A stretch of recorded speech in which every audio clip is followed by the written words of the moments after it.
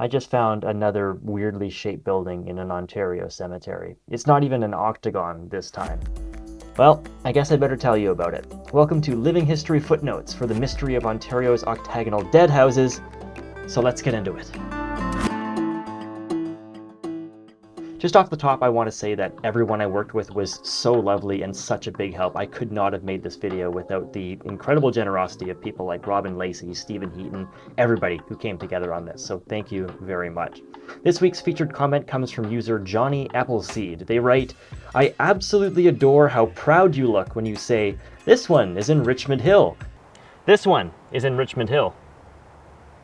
This one is in Richmond Hill. This one is in Richmond Hill." Amazing.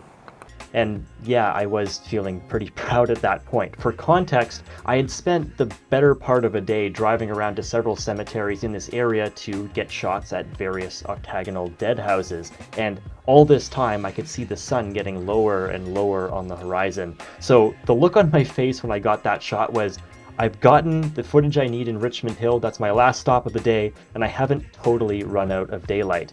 Now, as I've been editing these living history videos, including the ones that haven't come out yet, I've come to realize that battling daylight is sort of a perennial issue for me, so have an eye out for me battling the last rays of the sun in the future episodes.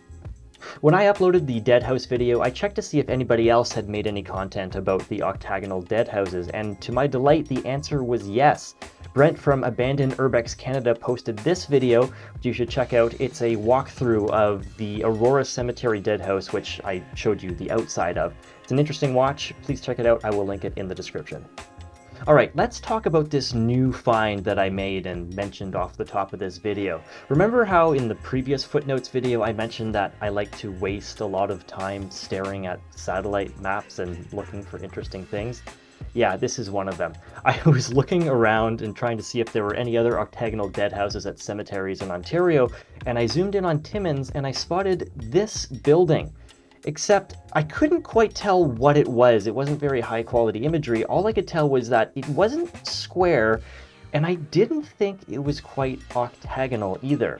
This past weekend, my friend Jonathan Pinto, who also hosts a wonderful show on CBC Radio called Up North, he was passing through Timmins and he was kind enough to stop over and get some videos for me. What we see here is not a dead house, but a mausoleum. It's a building that houses tombs, and its shape is a pentagon, 5 sides.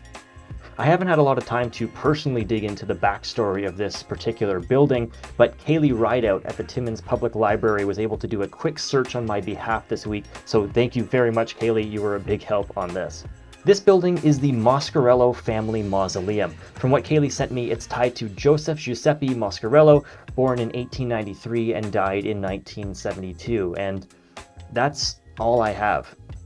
Kaylee says she briefly looked in several Canadian architecture and monument books, but couldn't find anything about pentagons specifically. However, she says there are similarities in architecture linked to Freemasonry, as well as the Art Deco style.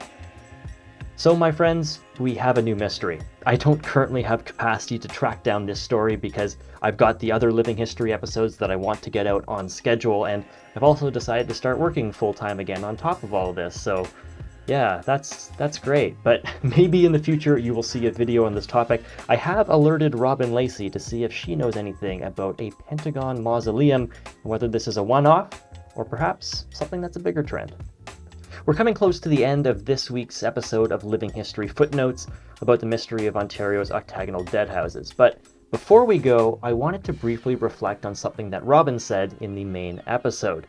She was saying it's kind of a shame that there's historic structures like octagonal dead houses that, besides a couple of historical plaques that a few of them have, there's not a lot of information so that the public can interpret them and really experience them. She was saying it'd be nice to have the public being able to walk through them and learn about why they were so important in death care in decades and generations past.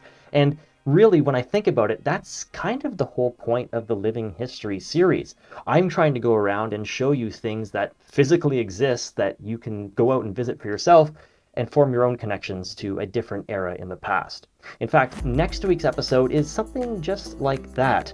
I'm going to bring you a story of excessive pride, political nonsense, and a canal that went nowhere. Until then, be well.